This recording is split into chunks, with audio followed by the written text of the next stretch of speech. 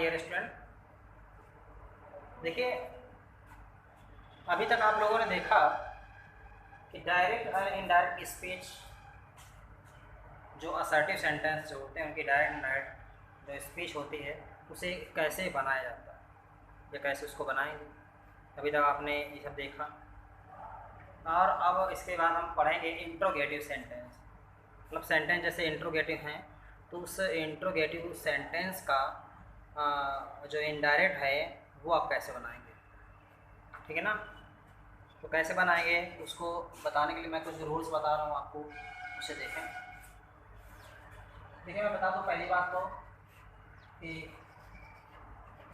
Interrogative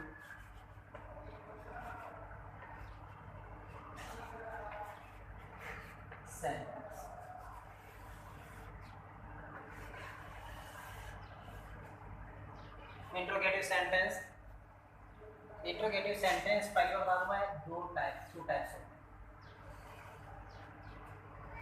ठीक है ना। कुछ इंट्रोगेटिव वाक्य जो होते हैं वो हेल्पिंग वर्ब से स्टार्ट होते हैं, इससे स्टार्ट होते हैं हेल्पिंग वर्ब। कुछ वाक्यों की रिपोर्टेड स्पीच जो होती है वो क्वेश्चन वर्ड से स्टार्ट होती है। कुछ इंट्रोगेटिव वाक्य जो होते हैं वो हेल्पिंग वर्ड से स्टार्ट होते हैं सहायक क्रिया से, जैसे कि मैं बता दूं आपको, अगर जैसे कि do, does, is, am, are, was, were, has, have, had, will, shall. इस तरह से बहुत सारे ऐसे हेल्पिंग वर्ब्स होते हैं जिनसे ये वाक्य स्टार्ट होते हैं, और बहुत सारे ईडी से इंस्ट्रक्टर, बहुत सारी ऐसे हेल्पिंग वर्ब्स होती हैं जो यूज़ की जाती हैं। क्वेश्चन वर्ड, कुछ रिकॉर्डेड स्पीच के जो वाक्य होते हैं वो क्वेश्चन वर्ड से स्टार्ट होते हैं। क्वेश्चन वर्ड क्या होता है? Why, when, where, whose, who, इस तरह से होता है। तो वैसे आप देख सकते हैं कैसे वाक्यों की जो रिकॉर्डेड स्पीच है वो इंट्रोगेटिव वाक्यों की जो रिकॉर्डेड स्पीच है वो टू टाइप्स स्टार्ट होते हैं, ठीक है ना। One types helping verb and second type question word. तो मैं ये बता तो चुका हूँ कि हेल्पिंग वर्ब्स क्या होती हैं और क्वेश्चन वर्ड क्या होते हैं, और मैं आगे आपको बताना चाहता हूँ। तो देखिए कैसे, पहले मैं फर्स्ट टाइप के इंट्रोगेटिव वाक्य पढ़ूँ। फर्स्ट टाइप के इंट्रोगेटिव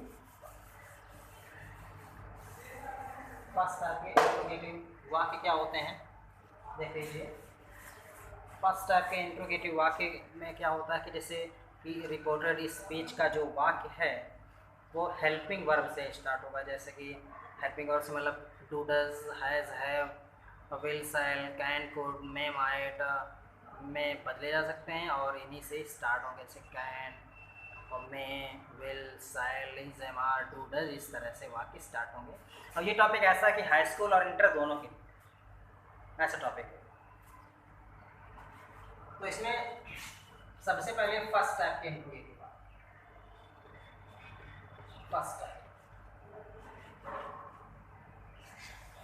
फर्स्ट टाइप के इंट्रोगेटिव वाक्य में क्या होता है? सेट और सेट टू चेंज करते हैं आस्क। पहली बात, कॉमा, इनवर्टेड कॉमा जगह कंजंक्शन के रूप में फर्स्ट टाइप के इंट्रोगेटिव वाक्य में कंजंक्शन के रूप में इफ यूज करते हैं। इफ का यूज हो गया। इसके बाद फिर रिपोर्टेड स्पीच के वाक्य को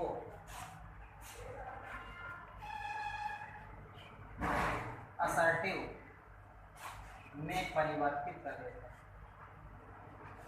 असर्टिव सेंटेंस में परिवर्तित कर देते हैं। असर्टिव सेंटेंस में परिवर्तित कर दिया जाता है। सबसे पहली बात तो ये कि उसे असर्टिव सेंटेंस में परिवर्तित कर दिया जाता है। इसके बाद और आगे की बात करते हैं, जैसे बनाने की अगर बात करें, सेंटेंस कैसे बनाएंगे, तो देखिए जैसे ये क्या जाए कि Radhika said to me where are you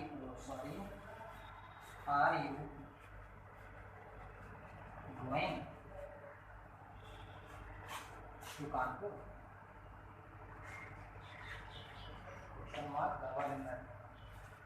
are you going to Kanpur. इस तरह से सेंटेंस आपको दिए गए होंगे। देख रहे हैं ये हेल्पिंग वर्ब से स्टार्ट होगा, सहायक क्रिया से प्रारंभ होगा।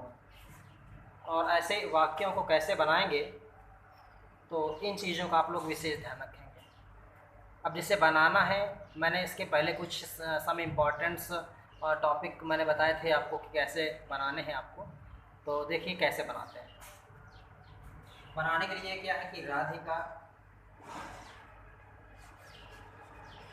सैड टू को इंट्रोगेटिव वाक्य, कहीं पर भी क्वेश्चन मार्क अगर दिखता है आपको, तो आपको सैड या सैड टू के स्थान पर आपको आस्क्ड ही का ही यूज़ करना है और किसी चीज़ का यूज़ नहीं होगा। आस्क्ड मी कंजंक्शन मैं पहले बता चुका था, इतना समझ में आ गया होगा आसानी से कैसे वाक्य को बनाना है। इसके बाद असर्टिव बनना है। असर्टिव में जैसा कि आप जानते हैं कि असर्टिव सेंटेंस बनाने के लिए सबसे पहली बात तो हमें पता क्या होना चाहिए, पता ये होना चाहिए कि हमें ये जो इंट्रोगेटिव वाक्य है इसको असर्टिव बनाने के लिए हमें सबसे पहले क्या रखना है। तो असर्टिव सेंटेंस में सबसे पहले आपको पता होना चाहिए कि असर्टिव सेंटेंस सबसे पहले जो आता है वो सब्जेक्ट आता है। करता क्या है यहाँ पर, आर तो हेल्पिंग वर्ब वही, यू किस पर्सन का है, यू किस पर्सन का है, तो यू सेकेंड पर्सन।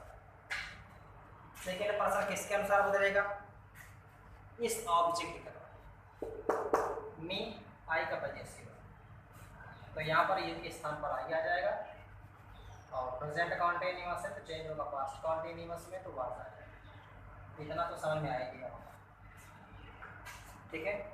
इसके बाद फिर was going to Kanpur and full stop. Assertive बना रहे हैं इसलिए सेंटेंस में फुल स्टॉप का प्रयोग करेंगे। ये बात हो गई। और बात करें जैसे कि Ramesh said to her comma in well comma, do you not